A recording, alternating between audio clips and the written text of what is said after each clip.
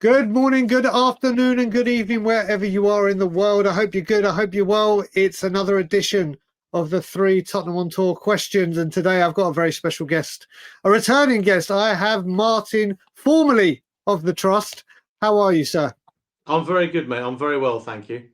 Thank you for spending or making the time for me. So as I said to you, I've got 3 questions to you. Very simple.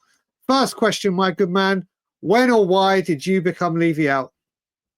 To be honest, it's been a while for me. Obviously, I've had to keep my feelings to myself for a bit when I was chair of the trust, because we worked closely with the club and we had a lot of different case studies and different work that we needed to do with the club. So it was important we stayed, on the right side. But I've felt for a while, for a number of years, probably the last 5 years, that football hasn't been a priority for that board.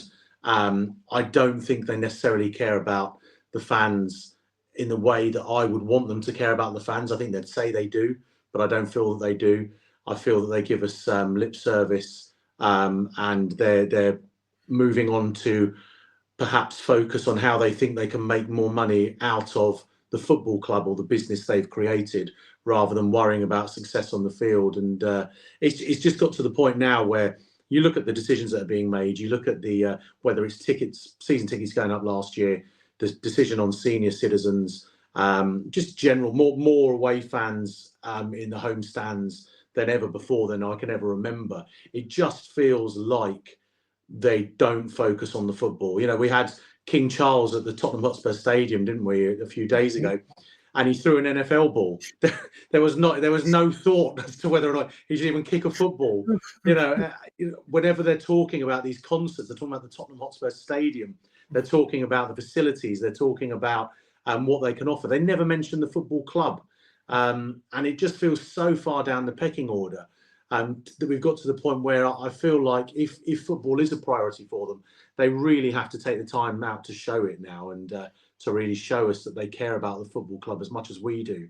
Because I always remember Daniel Levy saying way at the beginning, and through as it started to turn, I'm just the custodian of this great football club. And he's like, yeah, he is. They are. And they have to do their best for that football club, and not the best to line their pockets, not the best to make their best to create new businesses to make more money, but to do their best for the football club. Because what they purchased was Tottenham Hotspur Football Club PLC, and that's what we care about the most. I have to say, and I will say, Martin, since you left the trust, boy, have you made up for lost time. As you know, I follow you on Twitter. We follow each other. You are doing a stellar job, sir. A stellar job. Next question is, why do you think it is important to attend the protest if you can get there? And as I mentioned to everyone on these videos, it doesn't matter if you haven't got a ticket for the game. There is a march outside that you can take part of, so you can have your frustrations heard, your voice listened to, and get your boots on the ground to make a difference. Martin, why do you think it's important to attend those protests if you can get there? It's so important. People have to show, football fans together have more power than I think a lot of us realise. And we illustrated that, I think, when football fans came together to stop the European Super League. That was stopped by fan power. And as I've always believed personally, that the club rely on, or the club use, our fractured fan base to their advantage. They'd much rather we all be arguing on social media about whether you're ENIC in, ENIC out, Levy in, Levy out, and whether you're Ange in, Ange out. You look at the fallout since the Aston Villa and Liverpool games. It's been primarily about the manager, and I've done that as well, because we're all passionate and we all buy into. We all want to talk about our club, and I lost a bit of faith with the manager in the last 2 games as well. So, but they rely on that. When we're all bickering with each other, that gives them a solid footing. Just like with anything in the world, just like if we're all arguing about politics, the people who are making the decisions are getting away with it. So we need to stand together as Tottenham Hotspur fans. Together, there are a lot of us. We're a massive club. We're a well-supported club, and we know that together we can have a big impact, and we can address the issues, or we can have them talking about addressing the issues. From our protests. So that's why it's so important that we come together. We put together a show of strength, and we show that, we might disagree on a whole host of things. But I might be standing next to someone who supports the manager, and next to us there might be someone who doesn't support the manager. I might be standing next to someone who loves one player and another person who doesn't like that player. But together, we've got to focus on the fact that the biggest problem at Tottenham Hotspur right now is the board, it's the owners. They have caused every issue that we're experiencing, whether it's managerial appointment after managerial appointment that they've got wrong, whether it's continually purchasing the wrong players at the wrong price. I've said before, I agree, we've spent a lot of money, but we don't spend our money well. I don't know what our transfer policy was. I knew what our transfer policy was 20 years ago. I don't know what it is now. Our transfer policy now is, can we just convince someone to join the bloody club? Because nobody wants to come here. And if the board of Spurs are watching this thinking they've got this wrong, then why is it that players are turning us down? We're Tottenham Hotspur. We're one of the original big five. We're the first football club to win a European trophy from the UK. We're the first football club, the only club to win the FA Cup as a non-league club, the first British club, first English club to win the domestic double. We're a massive club. But in the last 20 years, we've dropped down to a mediocre club on the field. And we're laughed at by people. We're Spursy. We're Dr. Tottenham. When was the last time Tottenham Hotspur won a trophy?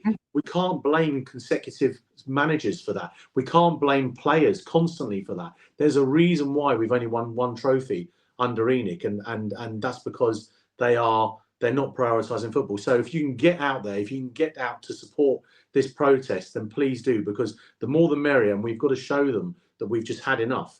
And the next step is us no longer supporting our club in the way they'd like, and that means not spending our money.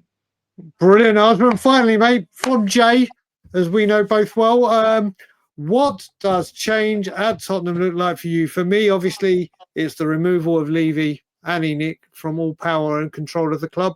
But many people got many different versions, as you were just mentioning with fans. What is it for you, Martin? I agree now. I think I'd always hoped that they'd get the message. And I always hoped in the meetings that I had with them when we were on the trust, but because we used to say similar things. People don't always believe it. We would talk to them in our old board-to-board meetings about transfer strategy, about the fact that we weren't signing the kind of players that we thought we should. We was perhaps spending too much money on players we didn't think were worth it.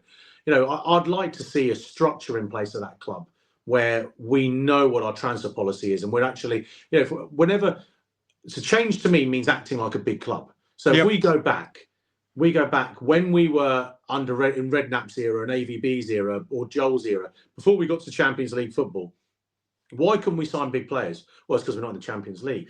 Those players only want to go and play in the Champions League.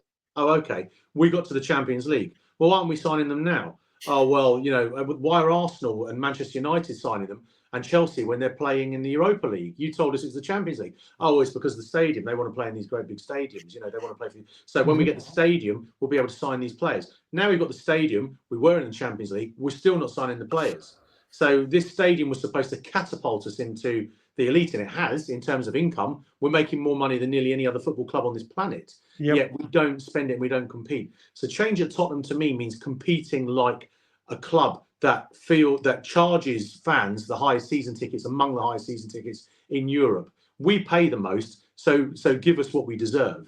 A change for me means either the current board changing and spending the money they're making on football players to make us a successful football team that then regularly sustains success on the pitch and challenges for trophies and wins trophies, and hiring the right managers and having the right setup. But I don't believe that will come with his current owners. I think after 24 years, how can we have any faith that a Leopard will change its spots and suddenly start spending the kind of money that we want, that needs to be spent for us to achieve regular Champions League? We were chasing Liverpool, Arsenal, Man United for years, and Chelsea. We caught them up.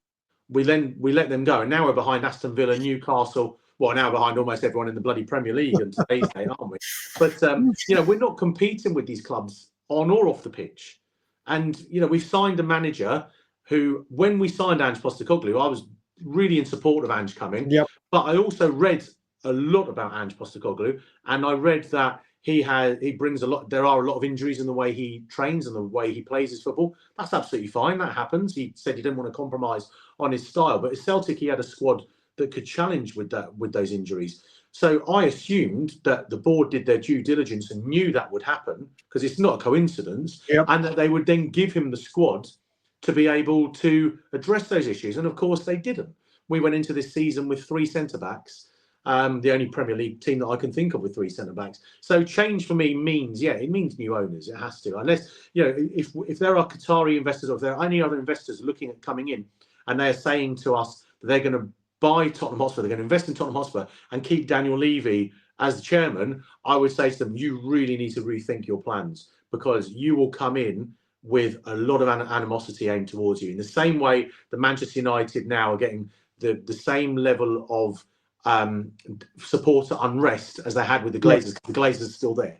You need a completely clean slate. So if you want to invest in Tottenham, if you want to buy Tottenham, you need to remove the current board, because unfortunately they're tarnished. And what would be success if we win the Europa League this season? That would be success. But the board can't pretend that that's anything to do with them, unfortunately, because our transfer strategy off the pitch has been a shambles. It's a bit like, the board for me got lucky with Pochettino, and then when they should have stuck with him, they sacked him. So if we'd won the Champions League in 2019, that wouldn't have been down to the board. That would have been down to the board not spending money for a transfer window a few years before.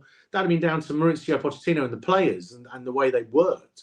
So hopefully we will win Europa League, but I'm not going to have the board saying, "Oh, look what we've achieved." Rubbish, because that will have been achieved in spite of the board. So change at Tottenham has to be new owners and a new, fresh approach to this club. There you go. Well, Martin, thank you very much indeed for your time, buddy. It's always a pleasure spending time with you. Everyone, there's going to be loads, and I do mean loads of these, over Friday and Saturday. So everyone, whatever you're doing, have a great day. Like, comment, share, subscribe, and as always, Levy out.